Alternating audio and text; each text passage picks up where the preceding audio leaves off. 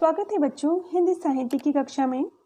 बच्चों, आज हम सूरदास जी के दूसरे पद्य पर चर्चा करेंगे, साथ ही पाठ के प्रश्नोत्तर पर भी चर्चा करेंगे। आइए बच्चों, अब हम पढ़ते हैं सूरदास जी का दूसरा पद्य। मुरली तौ गोपाल ही भावती, सुन रे सखी यद्यपि नंदलाल ही नाना भांति नचावती। बच्चों, व्याख्या करने से पहले इसकी शब्दार्थ देखेंगे। तौ तो भी, गोपाल ही गोपाल को, भावती अच्छी लगती है, यद्यपि यद्यपि नंदलाल ही नंद के लाला श्री कृष्ण को, नाना भांति अनेक प्रकार से नचावती नृत्य करवाती है। इसकी व्याख्या देखेंगे बच्चों। मुरली तौ गोपाल ही भावती, सुन रे सखी यद्यपि नंदलाल ही नाना भांति नचावती। यह जो मुरली है तौ तो भी गोपाल ही भावती, फिर भी तो भी यह गोपाल को अच्छी लगती है, श्री कृष्ण को अच्छी लगती है। सुन रे सखी, हे सखी सुन, यद्यपि नंदलाल ही यद्यपि नंद के लाला श्री कृष्ण को नाना भांति नचावती, अनेक प्रकार से नचाती है, फिर भी ये मुरली श्री कृष्ण को अत्यधिक प्रिय है। यह मुरली श्री कृष्ण को अपने इशारों पर नचाती है। इतना होने के बावजूद भी श्री कृष्ण को ये मुरली बहुत प्रिय है। यहाँ जो गोपियाँ हैं वो मुरली के प्रति स्वतः भाव को रख रही है। उनके मन में मुरली को देखकर ईर्ष्या का भाव है, इसलिए जब श्री कृष्ण मुरली को बजाते हैं, वो उसके प्रेम में मग्न हो जाते हैं, तो ग्वालिनों को ये सब पसंद नहीं आता। राखती एक पाई ठाडो करी, अति अधिकार जनावती, कोमल तन आज्ञा करवावती, कठी टेढ़ो हवे आवती। राखती राखती रखती है, पाई पैर, ठाड़ो करे खड़ा करके, जनावती जताती है, करवावती करवाती है, कटी कमर। इसकी व्याख्या देखेंगे। राखती एक पाई ठाड़ो करी। अब यहाँ गोपियाँ कह रही हैं कि ये मुरली है ना, वो श्री कृष्ण पर बहुत अत्याचार करती है। क्या क्या करती है? राखती एक पाई ठाड़ो करी, वो श्री कृष्ण को एक पैर पर खड़ा करके रखती है। अति अधिकार जनाती, और श्री कृष्ण पर अपना बहुत सारा अधिकार जताती है। कोमल तन आज्ञा करवावती, और वो श्री कृष्ण के कोमल शरीर से अपनी आज्ञाओं का पालन करवाती है। कठी टेढ़ो है आवती, और उनकी कमर को भी वो टेढ़ा करके रखती है। अर्थात मुरली अपना अधिकार इस प्रकार से कृष्ण पर जताती है कि वो उनको एक पैर पर खड़ा रखती है, उनके कोमल तन से अपनी आज्ञाओं का पालन करवाती है, और उनकी कमर को भी वो टेढ़ा करके रखती है। अति अधीन सुजान कनोड़े, गिरधर नार नवाती। अति अधीन अत्यधिक वश में है, सुजान चतुर, कनोड़े कृपा से दबे हुए, नार गर्दन नवावती झुकाते हैं। यहाँ गोपियाँ कह रही हैं कि अति अधीन सुजान कनोड़े। अब जो मुरली है ना, वो बहुत सुजान है, वो बहुत चतुर है। उसने श्री कृष्ण को बहुत अत्यधिक वश में कर रखा है, अपने कृपा में दबा रखा है। कनोड़े कृपा में दबे हुए हैं, उसने अपने कृपा में दबा रखा है। और गिरधर नार नवाती, जो गिरे को धारण करने वाले हैं, जो एक उंगली में पूरे पर्वत को धारण कर लेने वाले हैं, उनसे वो गर्दन झुकाकर रखती है। अर्थात अधिक किसी दास की तरह गर्दन झुकवाकर रखती है। आपुन पोड़े अधर सैया पर, कर पल्लव पलुटावती। आपुन स्वयं पोढ़ी सोती है, अधर सज्जा होठ रूपी शैया। यहाँ पर बच्चों रूपक अलंकार है। कर पल्लव पलुटावती, पत्तों के समान हाथ, अर्थात यहाँ पर उपमा अलंकार है। पलुटावती दबवाती है। आपुन पोड़े अधर सैया पर, कर पल्लव पलुटाती। यहाँ पर गोपियाँ मुरली के प्रति ईर्ष्या भाव को अभिव्यक्त करते हुए कह रही हैं कि आपुन पोड़े, स्वयं मुरली जो स्वयं है वो पोड़ जाती है अधर सैया पर, अर्थात होठ रूपी शैया पर होठ रूपी सेज पर वह स्वयं सोती है और कर पल्लव पर लुटावती श्री कृष्ण के कोमल कर कोमल हाथों से, जो पत्तों के समान कोमल हाथ हैं, उनसे अपने पैर दबवाती है। भ्रुकुटी कुटिल नैन नासा पुट हम पर कोप करवाती। भ्रुकुटी कुटिल टेढ़ी भौहें, कोप क्रोध करावती करवाती है।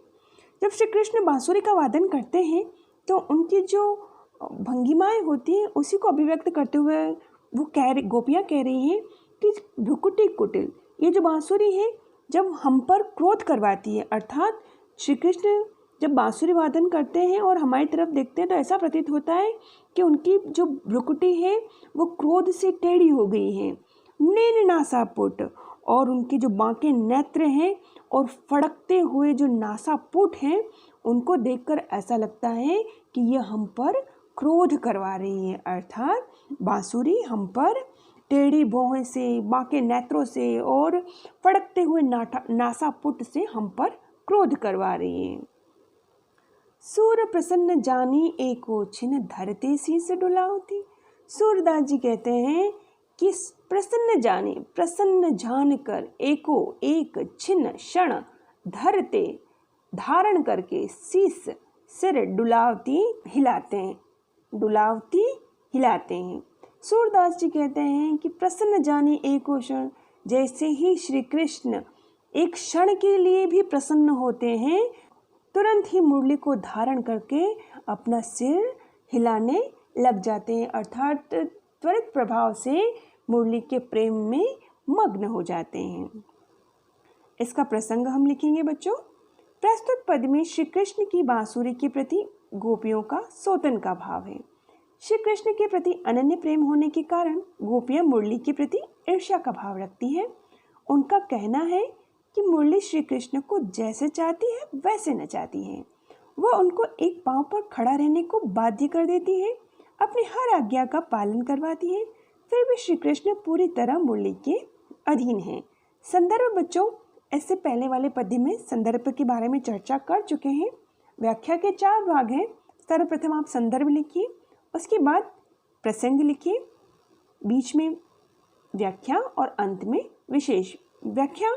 अभी हमने जिस प्रकार पद्य को समझा है, अपने भावों को अभिव्यक्त किया है, उसी प्रकार आप भी अपने भावों को अभिव्यक्त करें और व्याख्या लिखने का प्रयास करें। इसका विशेष हम लिखेंगे बच्चों, साहित्यिक ब्रज भाषा का प्रयोग किया गया है। आंचलिक भाषा के शब्दों का भी प्रयोग किया गया है, जैसे कनोड़े, ठाड़ो और पौड़ी आदि बहुत सारे आंचलिक शब्दों का प्रयोग किया गया है। भाषा सहज, सरल और भावानुकूल है। अधर सज्जा में रूपक अलंकार है, अर्थात अधर रूपी सेज या होठ रूपी सेज। रूपक अलंकार की परिभाषा है बच्चों, जहाँ एक वस्तु पर दूसरी वस्तु का आरोप किया जाता है या एक वस्तु को दूसरी वस्तु का रूप दे दिया जाता है, वहाँ रूपक अलंकार होता है। कर पल्लव में उपमा अलंकार है, अर्थात पल्लव के समान कोमल हाथ। उपमा अलंकार जब रंग, रूप, गुण, क्रिया आदि में समानता के कारण एक वस्तु की तुलना दूसरी वस्तु से की जाती है, वहाँ उपमा अलंकार होता है। अनुप्रास अलंकार का भी प्रयोग किया गया है बच्चों। पूरे पद्य में बहुत सारी जगह अनुप्रास अलंकार का प्रयोग किया गया है, जैसे नंदलाल ही नाना भांति, यहाँ नववर्ण की आवृत्ति है। नैन नासा, इसमें भी नववर्ण की आवृत्ति है। कोप करवाती, यहाँ कवर्ण की आवृत्ति है। इस प्रकार इस पद्य में बहुत सारी जगह अनुप्रास अलंकार का प्रयोग किया गया है। स्त्रियों की मनोदशा का सुंदर वर्णन, अर्थात जब ग्वालिनी श्री कृष्ण से प्रेम करती हैं तो वह श्री कृष्ण पर अपना एकाधिकार चाहती है। यहाँ श्री कृष्ण का पूरा ध्यान बांसुरी की तरफ रहता है, तो उनको उस बांसुरी से ईर्ष्या होती है। श्री कृष्ण की बांसुरी वादन का त्रिभंगी वर्णन भी किया गया है। इसके अभ्यास प्रश्न देखेंगे। खेलन में को गुस्सैया पद में कृष्ण और सुदामा के बीच किस बात को लेकर तकरार हुई? इसका उत्तर हम लिखेंगे। इस पद्य में कृष्ण और सुदामा के मध्य हार जीत को लेकर तकरार हुई थी। सुदामा जी खेल में जीत गए और कृष्ण जी हार गए। अपनी हार पर कृष्ण नाराज होकर बैठ जाते हैं। उनकी इस बात से सुदामा और अन्य साथी भी नाराज हो जाते हैं। अगला प्रश्न है बच्चों, खेल में रूठने वाले साथी के साथ सब क्यों नहीं खेलना चाहते थे? उत्तर, खेल में रूठने वाले साथी से सभी परेशान हो जाते हैं। खेल में सभी बराबर होते हैं, अतः जो हारता है उसे दूसरों को बारी देनी होती है। जो अपनी बारी नहीं देता और रूठा रहता है उसे कोई पसंद नहीं करता। सभी खेलना चाहते हैं, अतः ऐसे साथी से सभी दूर रहते हैं। प्रश्न नंबर 3, खेल में कृष्ण के रूठने पर उनके साथियों ने उन्हें डांटते हुए क्या क्या तर्क दिए? इसका उत्तर बच्चों, खेल में कृष्ण के रूठने पर उनके साथियों ने डांटते हुए तर्क दिए, तुम्हारी हार हुई है और तुम नाराज हो रहे हो, यह गलत बात है। तुम्हारी और हमारी जाति सबकी एक समान है, अर्थात तुम भी गोपालक हो, हम भी गोपालक हैं, तुम भी ग्वाले हो, हम भी ग्वाले हैं, तो जाति पाति में हम दोनों समान हुए। और खेल में कोई किसी की कोई जाति नहीं होती, खेल में सभी समान होते हैं। तुम हमारे पालक नहीं, अर्थात तुम हमारे राजा भी नहीं हो और ना ही हम तुम्हारे नौकर, अतः तुम्हें हमें यह अकड़ भी नहीं दिखानी चाहिए। यदि तुम खेलते समय बेईमानी करोगे तो कोई तुम्हारे साथ नहीं खेलेगा। प्रश्न नंबर 4, कृष्ण ने नंद बाबा की दुहाई देकर दाव क्यों दिया? इसका उत्तर, कृष्ण ने नंद बाबा की दुहाई देकर यह निश्चित किया कि वह अपनी बारी देंगे और खेल में नहीं रूठेंगे।